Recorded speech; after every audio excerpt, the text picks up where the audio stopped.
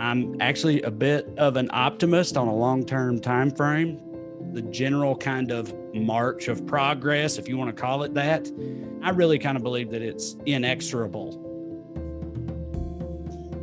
Hey, Vicki Robin here, host of What Could Possibly Go Right, a project of the Post-Carbon Institute, in which we have conversations with people I call cultural scouts, people who see far and serve the common good, all in response to our one question: what, in the midst of all that is going wrong, could possibly go right? And today's guest is Trae Crowder, who grew up, according to his website, in Celina, Tennessee, a town sometimes described as having more liquor stores than traffic lights, two at the last count. Like most people from the deep rural South, Trae grew up with an affinity for literature, film, Blacks, and gays. In 1998, at the age of 12, after seeing Chris Rock on HBO, he decided he wanted to be a comedian. He first gained national attention or notoriety, depending on your viewpoint, for his liberal redneck series of viral videos. He has been performing his particular brand of Southern fried intellectual comedy in the Southeast for well over a decade, and now has toured nationally with his writing and drinking partners, Corey and Drew, who currently, in pandemic times, have a podcast called Weekly Skews. Trae moved to Southern California, but you can take the redneck out of the South, but you can't take the South out of the redneck, or whatever. Since I only know Trae from his liberal redneck stand-up and YouTube rants, I was surprised by the direction this interview took. It was veering into a very positive view of what could go right based on his observation about how much righter things are today than they were. You know, from the people, his grandparents and parents grew up in a very different South with very different attitudes, much greater prejudice and brutality. So he sees the direction of history moving in a direction toward more tolerance, more unity, a better future. So social progress, according to him, is actually happening, and he's not stupid about the stupidities. I enjoyed this conversation immensely. So here's Trae. Hey, Trae Crowder, welcome to What Could Possibly Go Right, Conversations with Cultural Scouts, people who see far and serve the common good. Hey, Vicki, thanks for having me. Yeah, glad to be here. It's a total fangirl moment. I've loved your comedy since I first discovered you on YouTube. You remind me of two other super smart, acerbic, spare no ego comedians who saved my sanity over the years, Lenny Bruce and George Carlin. Well, no higher praise than that. Yeah, absolutely. As a comedy nerd, that means a lot. So thank you. You're so welcome. And I read someplace where you said in an article, you said, well, I'm a comedian and a psychological masochist, and as such, I make political comedy videos for the internet. So that's one way to introduce you. And what people who hear your liberal redneck comedy rants might not know is that you're dead serious on strategies that can dial down hate and stupidity and dial up dignity and decency, like how to end the opioid crisis or alleviate poverty. Mm-hmm. And you feel free to just speak from either side of your redneck liberal mind. Yeah. And we all know the litanies of what's falling apart. It's not just COVID, the pandemic to end all pandemics until the next one hits. It's racism, it's the growing class chasm, it's our government increasingly buying for the rich, refugees we don't want from the global South stuck at borders, while products we want from the global South get stuck in the Suez. And all of this slathered with so much political hatred that if I say this sweater is blue, someone would say fake news. Mm-hmm. So anyway, all this is perfect fodder for comedy and politics. So today, I am fascinated with where you will take our basic question. With all that is seemingly going wrong, what could possibly go right? Yeah, I think it's an interesting question, an interesting premise for a podcast too. It's something I've thought a lot about. And actually, I think compared to a lot of people, especially in the comedy world and the political world and most of the worlds I traffic in, I'm actually a bit of an optimist on a long-term time frame. And kind of always have been. And I don't know for sure, but I think that a big part of that, I think, comes from actually growing up as a progressive or as open-minded in the extremely rural South. And I say that because, okay, first of all, disclaimer, nothing I'm about to say is meant to indicate that things are great or that we're not having problems right now, or that we haven't backslid, or that everything is fine. That's not what I mean by any of it. But having said that, I think growing up there, the sort of like social progress that has been made in the rural South over even my lifetime, but like, especially if you talk about like, I'm like the third generation to graduate from the same rural high school. If you compare like where I grew up now with when my grandpa, my dad's dad, was growing up there, the amount of progress in terms of just general social issues is like objective and immense. Still a long way to go, but you have to realize where we were starting from. Like, things have just gotten so much better in that regard. I mean, because we're talking about, it's dark and messed up, obviously, but we're talking about lynch mobs and Jim Crow and stuff like that. And like, my uncle is gay and lives in my hometown and takes care of my meemaw. And, he literally couldn't have done that not that long ago. It wouldn't have been safe for him there, so again, still a lot of progress left to be made, but I think a lot of progress has been made. And I'm a big believer in like the sort of generational aspect of progress, meaning like, a lot of like the guys that I grew up with, some of them are like hardcore, super Trumpy, very red Republicans, people I went to high school with, for sure. But a lot of them, and especially the ones I met in college, who would still tell you they're conservative or vote Republican or whatever, they don't, they don't hate gay people the way that their parents and grandparents kind of openly did, not too long ago. Again, that bigotry still very much exists for sure, but it's just, progress has happened. And it's also weird because on the other hand, economically and whatnot, things have gotten far worse for these people. Things are not looking good where I'm from the general outlook. But I think in terms of like equal rights for people and the way people are treated and just the general kind of march of progress, if you want to call it that. And I really kind of believe that it's inexorable. If you look at it from a macro enough sense, you look at it on a long enough timeline and a high up enough viewpoint, I think over human history, we move in essentially one direction, and there are setbacks and whatnot like we're living in right now. But I don't believe that we're going to just backslide back into the dark ages. I think we got to keep fighting these people right now in this moment to ensure that doesn't happen.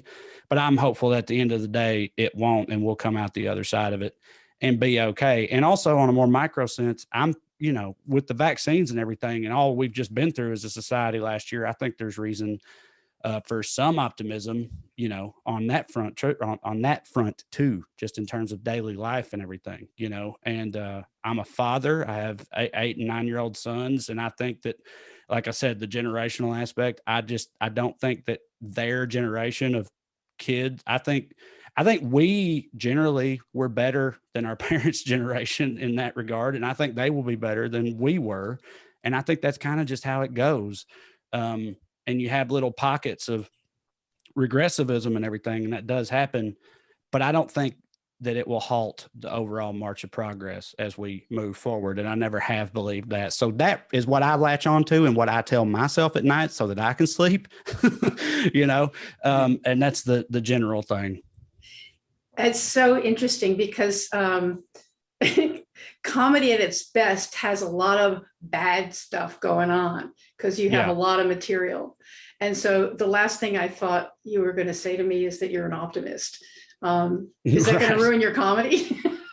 Yeah, well, that's another, interesting question for sure. But like, people asked me a lot during the Trump administration, like, what are you going to do when Trump isn't the president anymore? And I always used to say, because this is true, like, well, when I first went viral and kind of broke through, Trump wasn't the president then either. It was still Obama's America, but those same people that led to Trump and everything, they were there then. Of course they were. And those were the people that passed the North Carolina transgender bathroom law, which was the thing that my video was about way back then, so like, I'm under no illusions that those kind of crazy regressive idiots are going to go away. And I think as long as they don't go away, there will always be things to make fun of. But the other thing is, again, like I said, I have 2 young sons, and I place a higher priority on the world not burning than on me having jokes to make. You know, I can start doing funny voices or something, hopefully, if I need to, if it means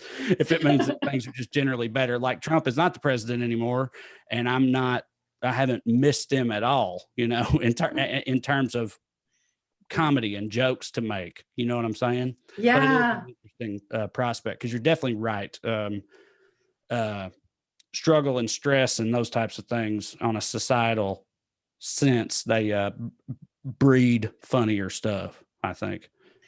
It's interesting too. It's like what you're saying is yeah, if everything is sort of inexorably and inevitably getting better with setbacks, rather than everything's getting better and better and worse, faster and faster, and Yeah. if it's actually true that the line of progress, at the level of tolerance and openness and a willingness for humanity to be, maybe somewhat dysfunctional, but a human family, Yeah.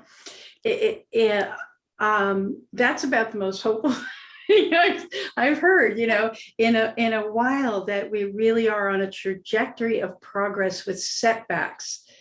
Well, do you watch period pieces much or anything, like, for entertainment? Because my wife is super into them, and so I watch you. Yeah, well, that means I'm into them too, and like, you just remind. I feel like things are bad right now. Again, I'm not denying that they are, but I think it makes it easy to forget sometimes, like, how much insanely worse things were in terms of social issues and people's rights a century ago, less than a century ago, and not just in the South either. Like, we're watching a show right now. It takes place in 1900 New York City at a hospital, and they cover the insane racism that was rampant at that time. And again, racism then was like, you could just kill black people if you wanted. You could just string them up, like,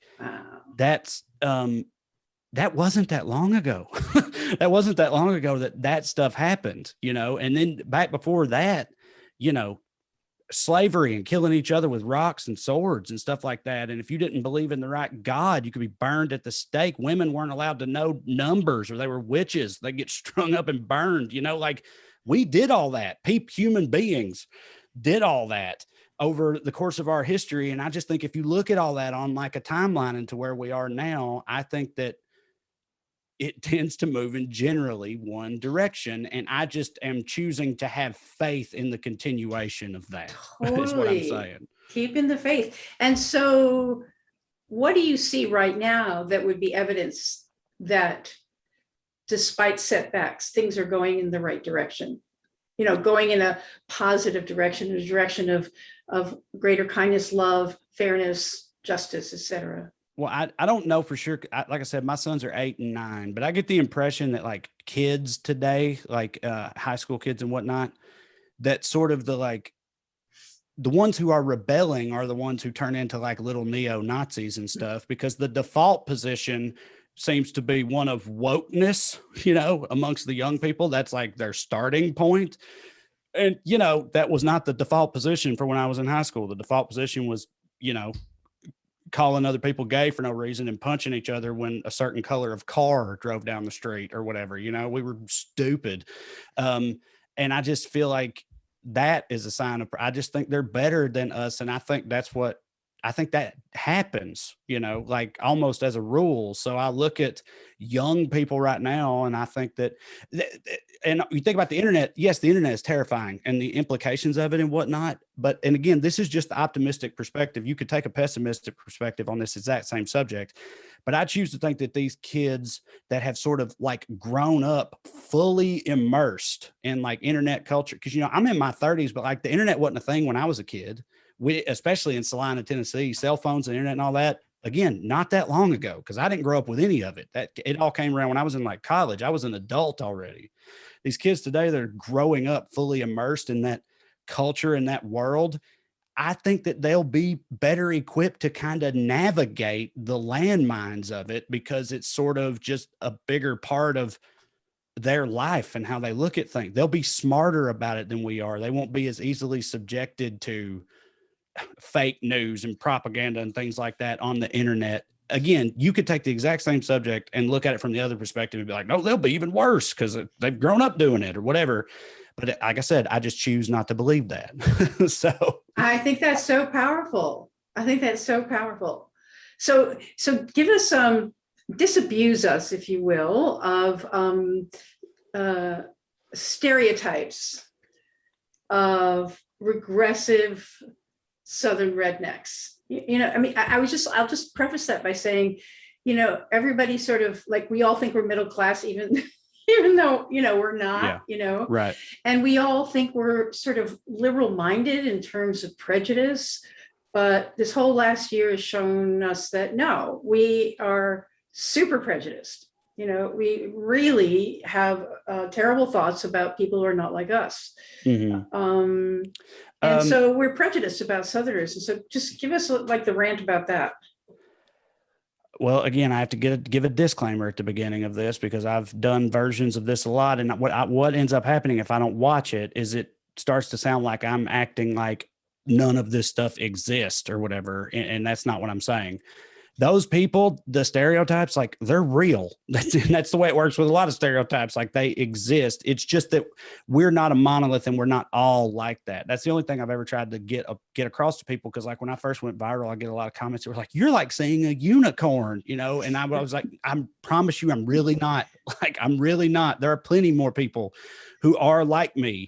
They just are. You look at a map and the whole region is bright red, right? But in any given state, 40-something% of people, voted blue, but the state still shows up red on a map, But I'm saying across the whole region, that's millions of people who didn't vote that way. And it, in large part, thanks to our Black population in the South, but like, that doesn't account for all of it. I'm not the only liberal white Southerner. There are other ones, but they're just like drowned out by the much louder and still the majority voices of the people that you think of when you hear my accent. And those people do exist. It's just that it's not all of us. That's number one. And number two, the thing I've always thought that annoys me about that dynamic is that I think, yes, those people exist. Yes, those are problems we have in the South, but I think that I think that stuff allows, I think that stuff allows people from elsewhere to sort of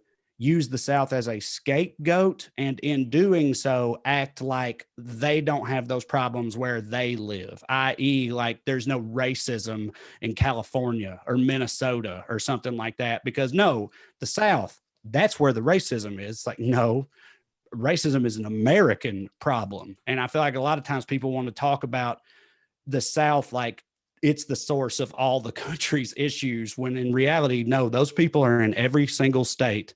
There are liberals in Alabama, and there are crazy, regressive redneck conservatives in California, Washington, you name it. And I feel like that dynamic we're talking about kind of covers up a lot of that for a lot of people. It makes it convenient to look at the South and be like, that's where the problem is. For sure. That's what we always want to do. We always want to go like, scapegoat, that person, they're the bad one, get rid of them. Yeah. I mean, case in point is that, where I live, we have a lot of right-wing militia groups. We have the 3%ers, we have the Proud Boys, and really making making waves, making trouble, sort of just showing their colors. And is that what's your sense of it? Is that like, are these like right-wing militia groups? Are they, that would be something that everybody could dump into the South too. Like, oh, let's just call that the South, but it's not. It's in Michigan, it's in Oregon, it's in Washington. How are those movements in the South now? I mean, they're definitely there, for sure. Again, so to me, and this isn't some grand revelation, other people have pointed this out too, but as a stand-up comedian, I've traveled around the whole country. I've been to like 47 states or something, and I've driven across many of them. And in my anecdotal experience, it's really way more of a kind of urban rural divide in a lot of ways than it is like any kind of geographical sense. So yeah, we have all those people you're thinking of in the South for sure, but again, they exist in all the other states too. I definitely don't think that it's a Southern phenomenon. And going back to the internet, I think the internet makes it easier for those people to band together and find each other. And when it comes to like the white supremacist extremists, like the really hardcore ones, I have an optimistic take on that too. I'm not saying I'm right. Again, I just try to be hopeful about things. What I tell myself about those people and what we're seeing with them now is that this is them kind of like lashing out in desperation at what they recognize as the sort of dying off of their way of life. Meaning, like, for a very long time, that was just like the status quo and was unquestioned, the supremacy of the straight white man, you know. So they didn't need to to band together and, you know, show up and burn stuff down or whatever. But they see the march of progress we were talking about earlier, and they see the way young people are, and I think it scares them, and they realize that that sort of thinking is threatened, because it is. You know, when they say, oh, it's threatened, it's like, yeah, it is, and it should be. If we're talking about white supremacy, it should be an endangered species among philosophies. But they realize that, and so I think it's like them acting in desperation when they're being a lot more emboldened and lashing out now. It's them like coming together and being like desperately trying to stop it. It's scary. They've already messed a lot of stuff up. They'll mess a lot more stuff. Other, you know, lives have been lost and more will be. I'm not minimizing it, but I just don't. I think that's what is ultimately going on, and I just don't think that they'll win. I don't think there's enough of them. I don't care how loud they are. I think ultimately they will lose. So again, that's what I tell myself. That's great. So we're just about to wind up, but I'd like some advice, you know, from I was raised a New York Jew, you know, very liberal. You know, so I would like advice from your perch for liberals about what do we say that works and really doesn't work. What do we say that inflames people and makes the things that we care about harder to achieve? Just let's give us some language coaching. I don't know. It's a really hard question because it depends on what it is you're trying to do. What I've been saying recently when it comes to like politicians, like the idea of people running as Democrats in the South and how to reach certain groups or whatever, what I've been saying recently is like, you know, you don't have to go in, take your guns blazing, you know, meaning like going talking about gun control and abortion and things like that. You can instead choose to talk about like healthcare, making sure their mom can afford their medication, or that their son is cured of his addiction to pills instead of just kept in prison to rot for another 15 years, whatever, things like that, which are progressive policies that are near and dear to these people's hearts, instead of getting mired down in the kind of like big wedge issues that we are always going to be divided on no matter what. I think that's the approach if you're like a political strategist or a politician right now. But again, first of all, I'm pulling all this out of my butt. I don't have a poli sci. I know. Like, I'm just asking for some education. Yes, but that's how I think that they should approach it. Regular people in your day-to-day life, just try to. This is super, super simple, but the thing that I've always done just like comes down to empathy, meaning like actually think about the person that's on the opposite side of you and like what their perspective is, and try to imagine that you had experienced whatever it is they're experiencing. And sometimes you do that and you're going to be like, yeah, and I still wouldn't be racist, man. You know, like, of course that's what happens. And when that happens, the approach I've always taken is like, you don't have to try to reach those. I never have. Like, you know, I've never tried to reach. From the very beginning, I've been okay with offending like racist that I grew up with. The jokes I've had is like, if you get offended by that, you're a racist, and I don't care if that bothers you, right? But when it comes to just conservative, working class, rural people that are from a different world or whatnot, and they're all fired up, you know, about whatever, just actually before you take a hardline stance on it, just think about the perspective that they're coming to it from. And if after that you still feel as strongly, then I think that's completely fair, you know. But I think what a lot of people tend to do on both sides is they come into it and automatically place the other person on the extreme end of the like political spectrum without knowing that. Like you just meet a person, you know, they're conservative and you place them at the extreme end. Like, are you probably a racist, bigot, Bible thumper or whatever, but you don't know that that's true. Right. And same thing with us too. They made a liberal and place us at the extreme God hating, baby killing end of the spectrum, gun taking end of the spectrum. And everybody does that. And I think if less of that happened, because the reality is most people are somewhere in between those two poles, actually. Exactly. If people thought about that more, I think we would be a little less polarized and divided. But what do I know? Preach it. Thank you so much, Trae, for taking the time with us. This has really been surprisingly positive and wonderful. Yeah. Well, again, it's just how I sleep at night. But yeah, thank you for having me. I appreciate it. Hey, thanks for listening. Don't forget to subscribe and leave us a 5-star review so that this hopeful message can get out to more people. Check out Post Carbon Institute's Resilience website for show notes and for more guest information. Join us on Patreon and become a financial supporter of the show and for exclusive content and special online events. Thanks also to Cher Miller, Amy Burringrud, and Clara Winter of Post Carbon Institute, plus production assistant Michelle Wigg from frugalityandfreedom.com.